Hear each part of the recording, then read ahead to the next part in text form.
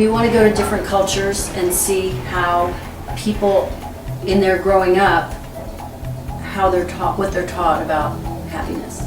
If it's just a given, or if it's something that people don't strive for, or if it's like, you know, you're not supposed to be happy, you're supposed to be working hard.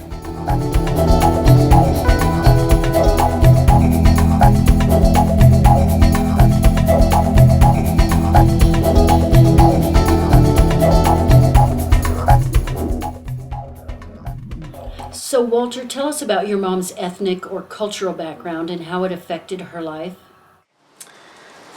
Well, yes, not necessarily ethnic, but cultural, yes.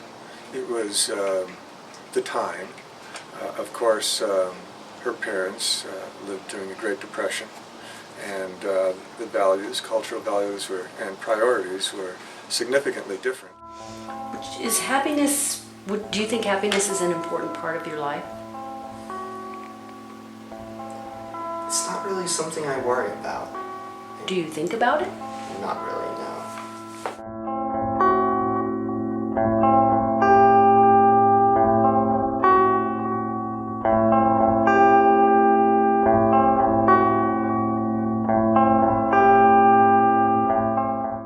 Growing up, was happiness an important thing in your home, or was happiness stressed? Did anyone say to you, are you happy? Or do you want to be happy? I really don't think so.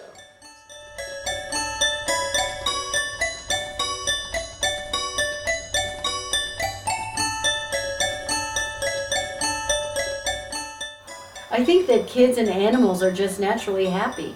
They tend to gravitate towards having fun. It's not until we go to school that we are taught that we have to take life seriously, and then all the fun stops.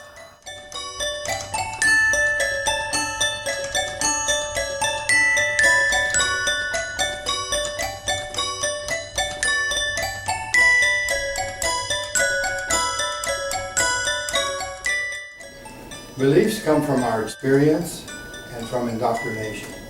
What people tell us is right and wrong, what's good and bad and whatnot. But if we learn what we believe from what we truly experienced, then our beliefs are our truths. Doe, you mentioned that you had a combination of cultures around you when you were growing up. How does that affect you and your happiness now? Well, like I said, the influence was more the Mexican of the combination for my grandfather of the Mayan and the Spanish. And their way of being in life was very happy and liking to eat well and party up and that kind of thing. So that was the influence my mother had.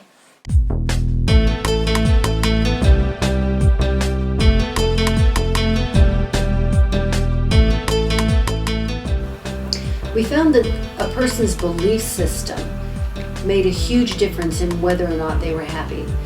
The belief systems that they grew up with, whether it was religious, ethnic, whether it was from their family of origin, whether they believed that they were supposed to be happy or not, made a huge difference in their ability to have a balanced life and a happy life.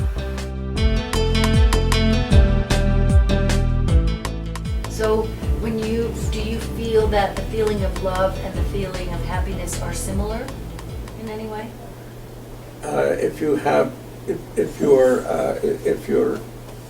If one is experiencing love, I mean, the emotional, the visceral sense of loving someone or something for that matter, there's no question but that you're happy in that immediate circumstance.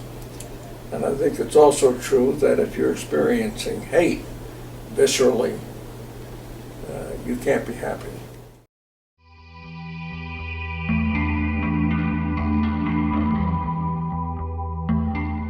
Happiness, a state of well-being characterized by relative permanence, by dominantly agreeable emotion ranging in value from mere content to positive felicity. If you really want to be happy, truly happy in your life, you have to find your own seed. Everybody has one, the seed of happiness, and then cultivate it in your life in the best way that you can. We sort of have this thing of we like to just kind of sit back and let things happen. And you know, if we, like, even when people want to be happy, it's like, well, I want to be happy, but I'm not going to do anything. So I'm just going to hope that good stuff happens to me to make me happy. Or I want a really easy way to be happy.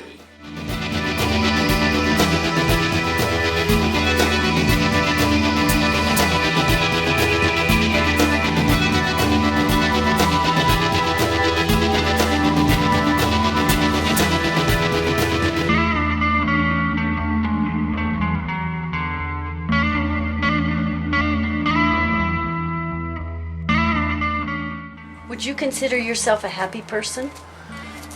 That's an interesting question. I'm probably the happiest I've ever been in my life right now, and for most of my life I would consider myself to be a serious person.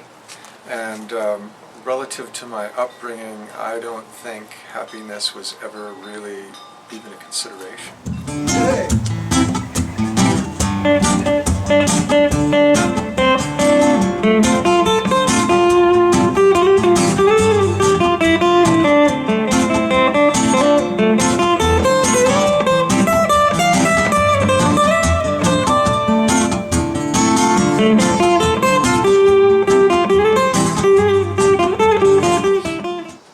Can you describe your experience of joy?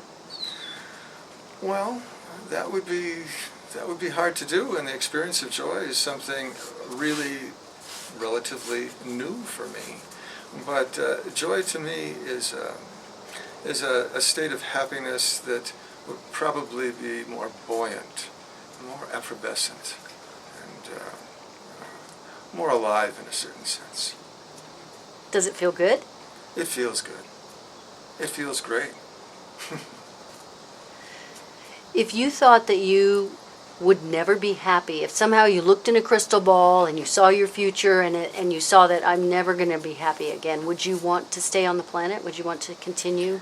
Well, I don't think that would happen, because I could see the future and it could be negative, and I would know that it would be a matter of my perception and my perspective point as to the effect that would have on me. Because happiness and joy, it really comes from the center of the heart.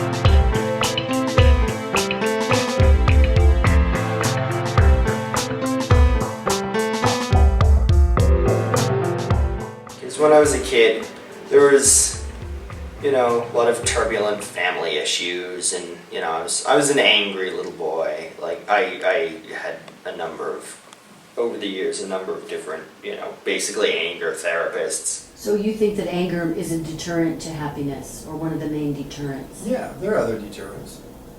Like What? somebody chewing on your leg is kind of fear. So fear, pain, Fear, pain, anger. anger.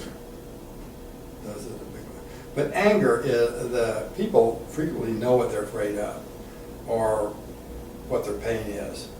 But anger often is very hidden, and that's why it's very helpful to work with somebody who's helpful in exploring what's the source. And do you notice in your clients when they release their anger, what changes for them? In other words, how do you know they're happy after that, or what tells you that they? There's an image that I like to think about, and there's a picture in the archives of the Albuquerque Museum, and it shows this young Indian man, and he's standing and he's got these things in his back, hooks and lines, and they're dragging dead horses' heads. And he's very unhappy. Because he's got hooks in his skin. Yeah, he's got hooks. So if you can find what's hooking a person and help them take the hook out, it makes life much easier, much more fun. And you can see that they're happier. Oh, You can yeah. see it. You know, that little scar starts to heal, and pretty soon all the scars, and if they get rid of all those dead horses' heads they're pulling around, they're great. Okay. Thank you, Beth.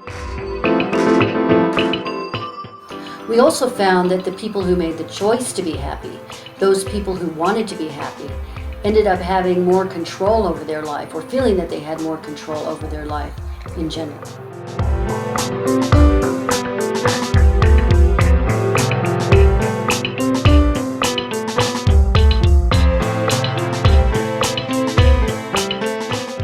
It feels good. It feels great.